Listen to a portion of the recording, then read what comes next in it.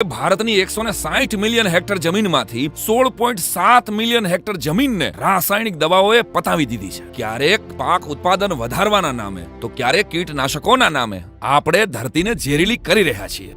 જે રીતે અત્યારે આપણે ખેતી કરી રહ્યા છીએ એ રીતે જ જો આંધળું અનુકરણ ચાલુ રાખ્યું તો નક્કી એક દિવસ ઘરે ઘરે કેન્સર જેવા જીવલેણ રોગના ખાટલા હશે. અને મારી વાત ખોટી નથી, એમાં જરાય અતિશયોક્તિ નથી. તમને ગૂગલ કરી લેવાની છૂટ. એક સમયે સૌથી વધુ પાક ઉત્પાદન કરનાર પંજાબે જમીનમાં એટલી દવાઓ નાખી કે આજે ત્યાં કેન્સરના દર્દીઓથી ભરેલી આખી ટ્રેન ચલાવવી પડે છે.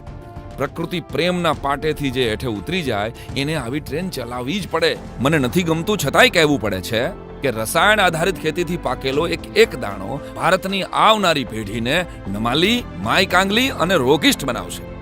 મને સાંભળનારા ગુજરાતના દરેક ખેડૂતને પૂછું છું, દિલ ઉપર હાથ રાખીને જવાબ દેજો કે તમારા દાદાએ જેવી સમૃદ્ધ અને ફળદ્રુપ જમીન તમને આપી હતી એવી જમીન તમે સાચવી શક્યા છો?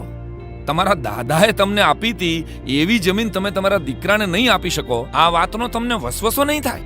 જેને ખેતી નથી એવા વડીલો તમારા દિલને પૂજજો કે બાળપણમાં ફળો અને શાકભાજીનો જે સ્વાદ તમે ચાખ્યો તો એવો આજે સહેજ પણ છે? કોણ ચોરી ગયું શાકભાજીના સ્વાદને? કોણ ચોરી ગયું પાકના પોષક તત્વોને? કોણ ચોરી ગયું જમીનની ફળદ્રુપતાને? કોણ વાવી ગયું હરિયાળા ખેતરમાં હળાહળ? આ બધા જ સવાલનો જવાબ છે આપણે સૌ. ભૂલ આપણી છે અને સુધારવાની પણ આપણે જ છે. હવે સમય પાકી ગયો છે પ્રકૃતિ તરફ પાછા વળવાનો, પ્રાકૃતિક ખેતી તરફ કદમ ભરવાનો.